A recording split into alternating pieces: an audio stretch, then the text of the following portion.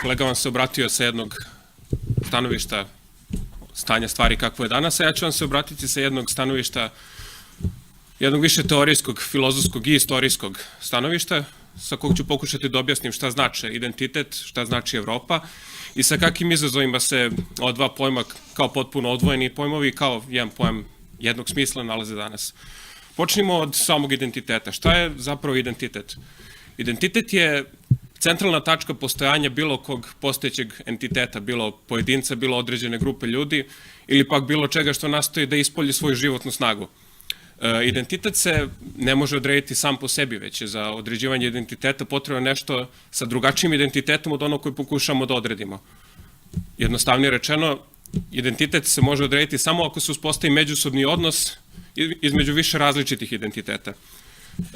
Italijanski filozof Julius Evola je jednom ispravno primetio da treba praviti razliku između pojmova individua i osoba. Individua je u ovom smislu samo jedna bezlična forma, jedan prazan papir, jedan besmisao, dok je osoba, individua koja je stekla različite karakteristike, osobine, manire i znanja i tako uspela da se izdigne iznad ostalih individua.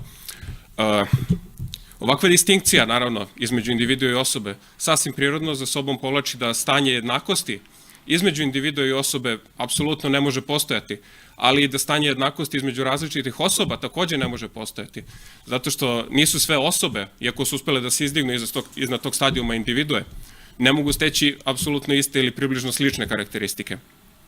Iz ovoga takođe možemo vidjeti da samo individue mogu biti jednake, i to jednake u svojoj ništavosti i nemanju bilo kakve vrednosti. Iz ovoga se takođe može izvući zaključak da su individue zapravo jedno vrlo plodno tlo za nametanje stranih identiteta i za manipulaciju, jer s obzirom na to da nemaju svoj sopstveni identitet, one ne mogu da primete nametanje stranog identiteta ili manipulaciju sa ovim sopstvenim identitetom. Ako podignemo ovu dihotomiju individua, osoba na nivo naroda, kultura, nacija, država, vidjet ćemo da su zapravo da su narodi zapravo osobe iz prethodnog primera, svaka sa svojim posebnim osobinama kao i međusobnim sličnostima i razlikama. Svaki nacionalni identitet se sastoji iz dve primarne komponente, biološkog identiteta i kulturnog identiteta, naravno. Biološki identitet u ovom kontekstu znači zapravo pripadati grupi ljudi koja ima slične ili iste fizičke karakteristike kao i mi sami. U to spadaju, recimo, boja kože, visina, boja očiju i tako dalje. Recimo, neki bi u to uvrstili predispozicije prema određenim bolestima ili pak koeficijent inteligencije, ali kako prema svojim preferencijama. Uglavnom, te fizičke karakteristike koje su svojstvene samo određenim grupama i nagoni, odnosno instinkti koji su svojstveni apsolutno svim ljudima na ovoj planeti. Ali naravno, ljudi bi ostali na stadijumu životinja, na stadijumu životinja ako ne bi posjedovali i kulturni identitet. Kulturni identitet znači manifestovati kulturne obrazce svojih predaka, odnosno manifestovati identitet svojih predaka i nastojati da unapredite identitet i duhovnu realnost koju su stvorili vaši preci. Na ovo se sjajno nadovezuju misli nemačkog filozofa Osvalda Špenglera, kada je rekao da svaki narod, svaka grupa ljudi ima sopstvene periode rasta, cvetanja i opadanja svojih kultura i da baš iz tog razloga što je kultura svojstvena samo određenoj grupi ljudi, nijedna druga grupa ljudi ne može manifestovati kulturu druge grupe ljudi, zato što svaka grupa ljudi svoje težnje ispoljava na sebi svojstven način na koji ne postoji u drugim grupama ljudi. Naravno, ovo se može objasniti i samom prirodom. Ono što izgleda kao i mi i ponaša se kao mi, nam je naklonost prema onome što izgleda kao mi i ponaša se kao mi, nam je od prirode data u isto vreme i kao mehanizam odbrane, ali i kao način produženja sopstvene vrste. Sada kada smo kratko objasnili šta zapravo znači identitet, trebalo bi da se pozabavimo samim pojmom Evrope. Evropa je u jednom uzvišenom duhovnom smislu jedan ideal slobode, života i snage.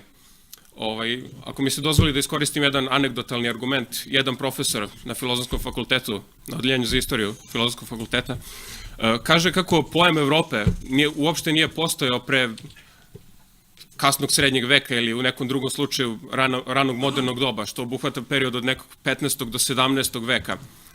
Međutim, ako se vratimo u prošlost, vidjet ćemo da je grčki istoričar Herodot u svom delu koje se bavi istorijom grčko-persijskih ratova, 2000 godina pre početka, gotovo 2000 godina pre početka ranog srednjeg veka, napravio vrlo jasnu distinkciju između Evrope i Azije, Zapada i Istoka i odgovarajućih sistema vrednosti koje pripadaju ovim entitetima.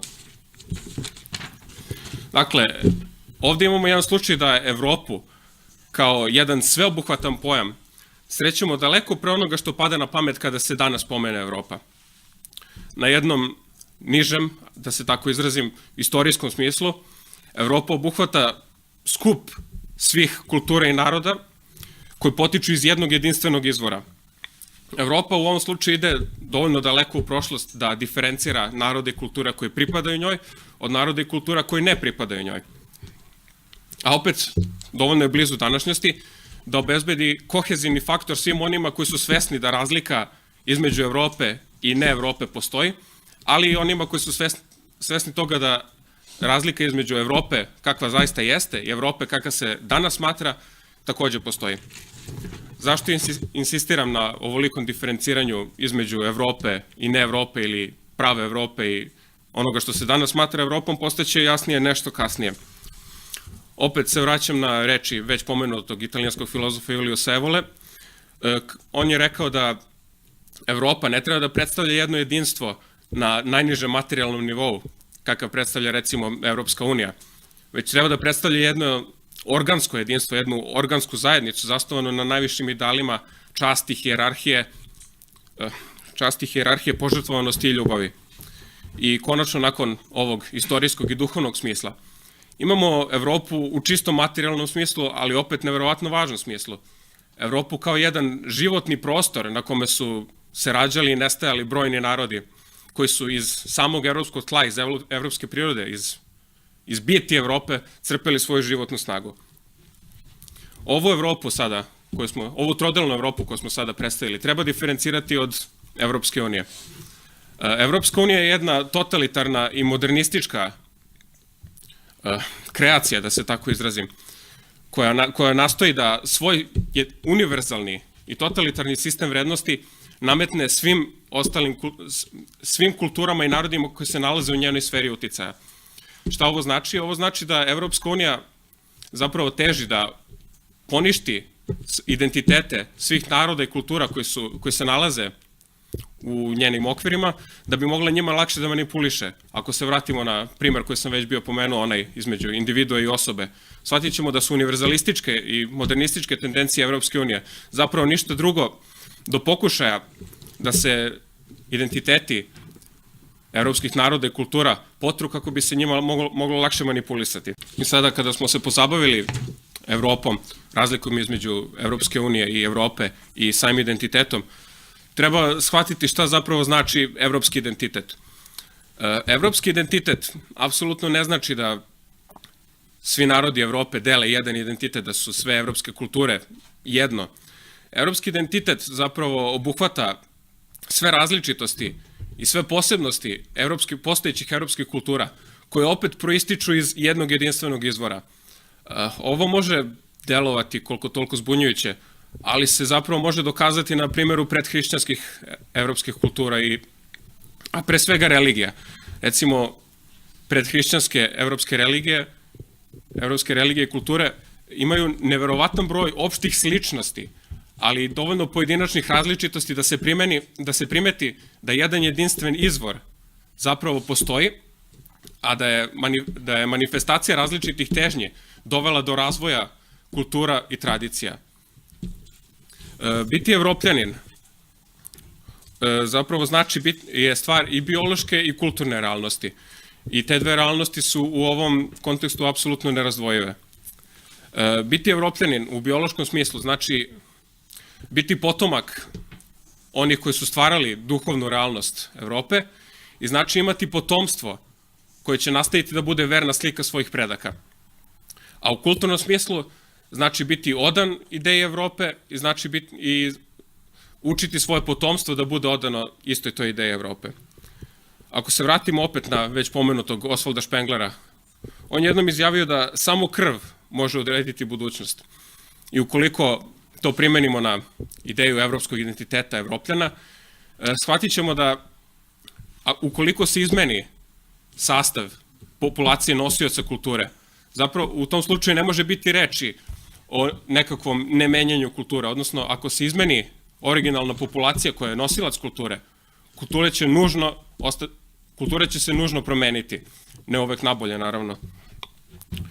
Ovo se najbolje može dokazati na primjeru ovih migracija koje imamo sada.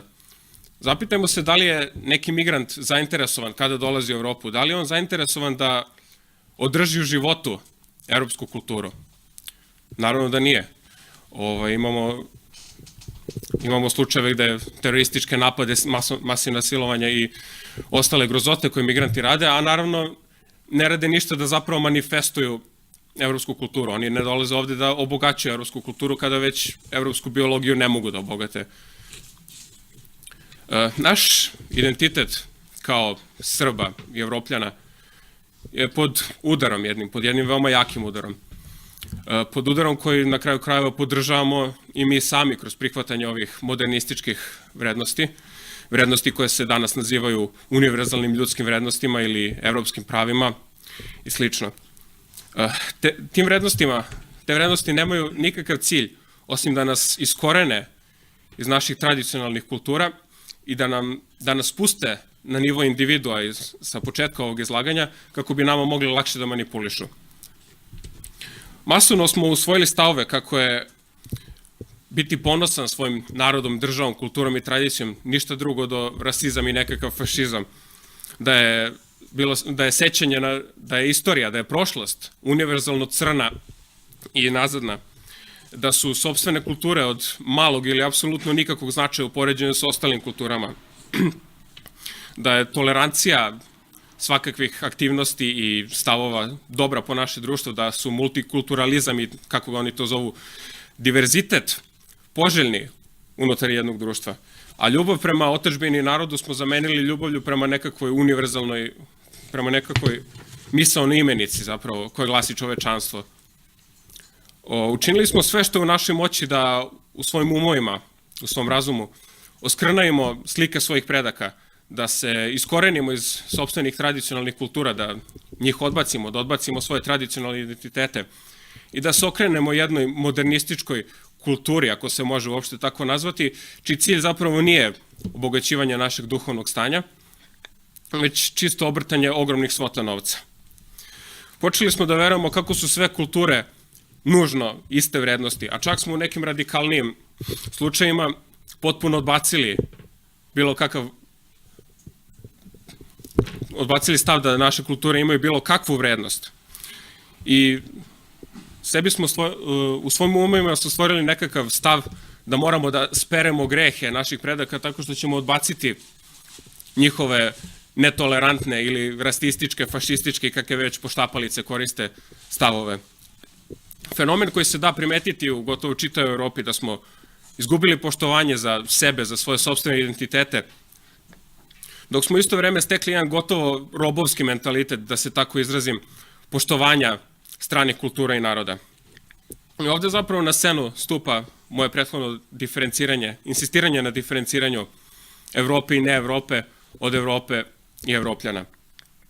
Nemački filozof Karl Schmitt je jednom zapisao da stanje mi protiv njih, odnosno danas toliko omraženo mi i oni, odnosno mi protiv njih, uvek mora da postoji i da će taj konflikt između entiteta koji nazivamo mi i entiteta koji nazivamo oni uvek morati da postoji dokle god postoji bilo koji od ta dva entiteta. Odnosno, stanje tog sukoba će nestati jedino onda kada nestane, apsolutno nestane jedan od ta dva entiteta.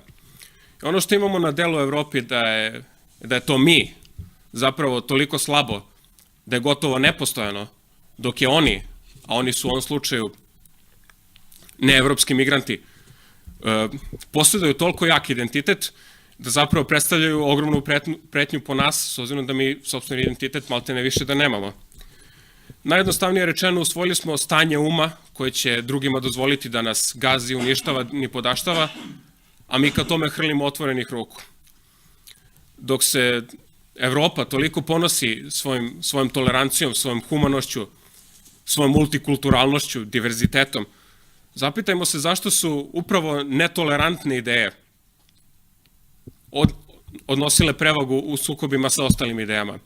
Iz istorije imamo primere hrišćanstva i islama kao dve vrlo netolerantne religije koje su uspele da se nametnu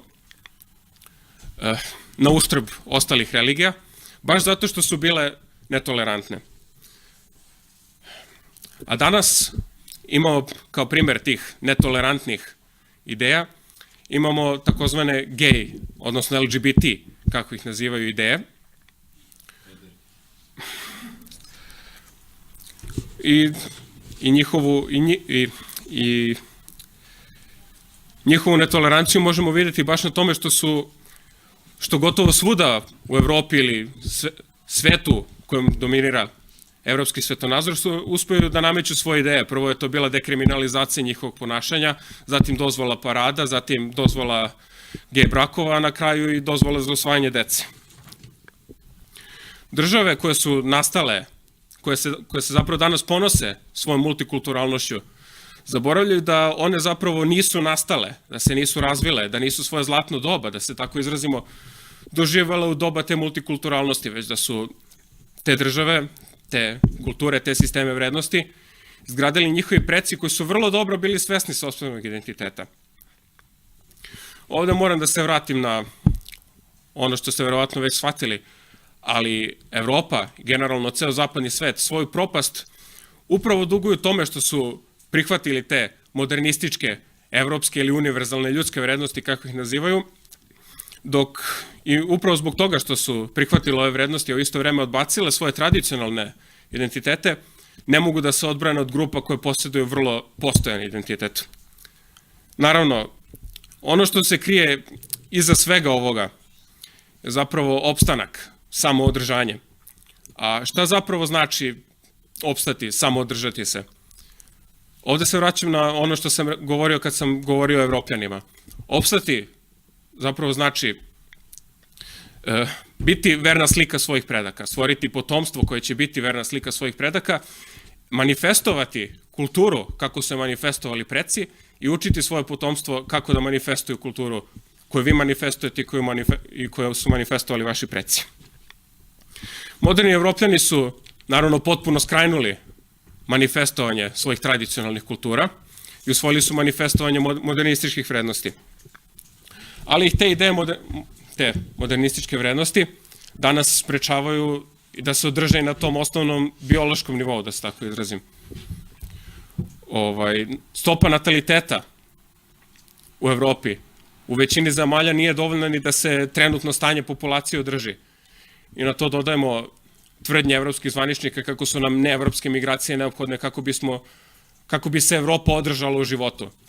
Ali ako se vratimo na ono malo preizrečeno, ono da samo krv može odrediti budućnost i da samo određeni narodi mogu manifestovati svoju kulturu kako treba, shvatit ćemo da neevropski migranti ili bilo ko ne pripada evropskoj, biološkoj i duhovnoj sferi ne može održati Evropu živom ni u biološkom, ni u kulturološkom smislu. Naravno, samo održanje, odnosno opstanak, je najprirodnija, a samim tim i najpravičnija i najmoralnija stvar na svetu. Evropljani su osvojili odnosno postali podanici jednog, da se tako izrazim, robovskog moraliteta. Onoga kako je to Nietzsche rekao, onoga koji dela, a ne posljedice tih dela, ocenjuje kao dobra ili zla. I tako danas imamo slučaj da se modernističke vrednosti i njihovo manifestovanje u realnost ocenjuju kao dobre i kao takve moralno superiorne u odnosu na ostale ideje. Ali zapitajmo se kakve su posljedice tih dela. Ako primenimo ovo viđenje da se kao dobro ili loše treba oceniti posljedice dela, a ne samo delo, vidjet ćemo da su posljedice ovih vrednosti koje danas Evropljani manifestuju ništa drugo do neke od najvećih zala koje nas mogu strefiti. Naše kulture će propasti, mi ćemo sami biološki propasti i to se nikako ne može oceniti kao dobro ili kao moralno. I naravno, posle svega ovog izrečenog, šta nam zapravo ostaje da uradimo? Odnosno, kako sačuvati identitet, kako sačuvati Evropu, kako sačuvati evropski identitet, odnosno kako opstati. Odgovor je zapravo na ovo pitanje vrlo jednostavan, ali će realizacija tog odgovora zahtevati gotovo herkulovske napore. Rešenje svega ovoga jeste zapravo u prvom redu odbacivanje postojećih sistema moralnosti koje nas tera da radimo to što radimo, koje nas tera da kao dobro ocenjujemo sve ono što će nas kasnije stići, a sa odbacivanjem tog robotskog sistema moralnosti nužno ide i odbacivanje postojećih sistema vrednosti, modernosti koje u paru sa ovom moralnošću nas tera da radimo samo o svojoj glavi. Odnosno da ne mislimo na sopstvenu budućnost, već samo da mislimo na ono što će nas u trenutnom momentu učiniti moralno superiornima. Nakon ovoga, sledeći korak je internalizacija shvatanja da je opstanak jedina nužna, prirodna, a samim tim jedina moralna i pravična obaveza, a zatim i preduzimanje konkretnih koraka da bi se taj opstanak i sačuvao. Posle mene će vam se sad obratiti gospodin Ivan Vukadinović, predsednik organizacije Evroazijski put.